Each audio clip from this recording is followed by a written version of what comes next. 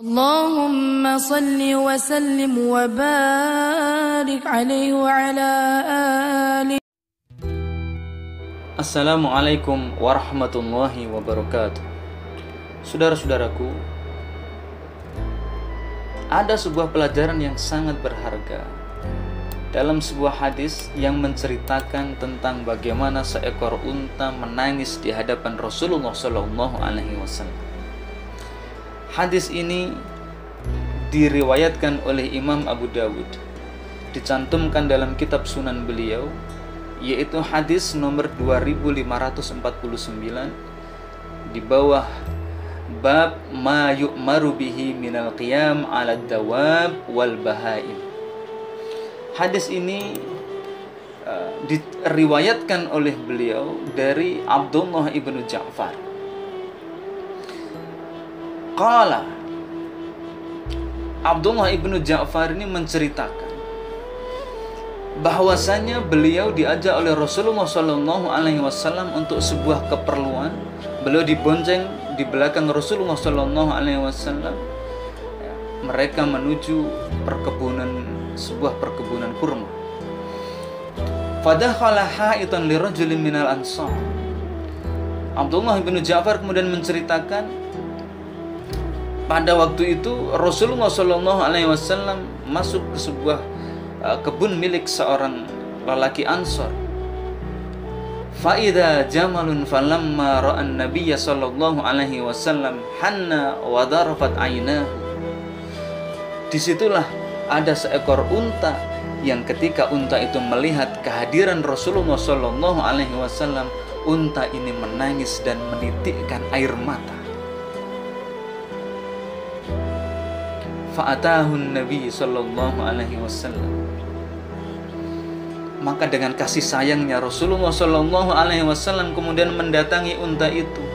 Famasaka dhifrahu fasakat. Lalu Rasulullah mengusap-ngusap kepalanya, mengusap-ngusap unta tersebut. Dhifrah itu adalah tulang di belakang telinga. Fasakata, maka tidak lama kemudian unta itu berhenti menangis. Faqala, lalu Rasulullah sallallahu alaihi wasallam bertanya, "Man rabbu hadzal jamal?" Siapa pemilik unta ini? "Liman hadzal jamal?"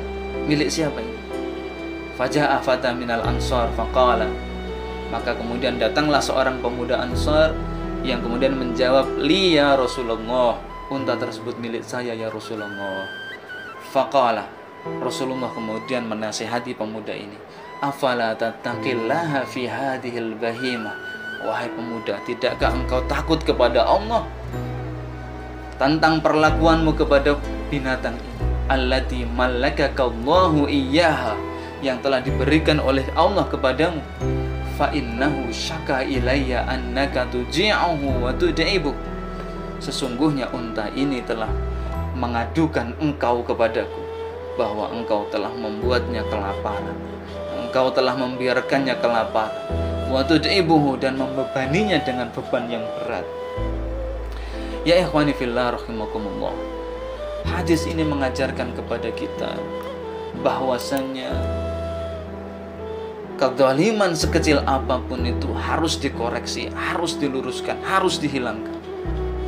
Kezaliman itu jika dibiarkan, ia akan berpotensi untuk terus membesar, dan ketika semakin besar maka akan semakin sulit untuk dihilangkan. Rasulullah SAW mengajarkan dengan hadis ini betapa kita umat beliau tidak boleh diam menyaksikan kezaliman di depan mata kita. Meskipun itu adalah kezaliman yang menimpa seekor binatang, apatah lagi jika kedzaliman itu adalah kedzaliman yang besar yang menimpa anak manusia.